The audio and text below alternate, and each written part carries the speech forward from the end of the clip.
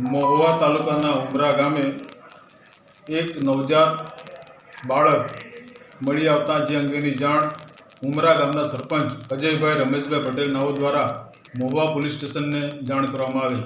જે અનુસંધાને મહુવા પોલીસ દ્વારા તપાસ કરતા સદર બાળક નવજાત શિશુ હોવાનું અને સ્ત્રી જાતનું હોવાનું જાણવા મળેલ।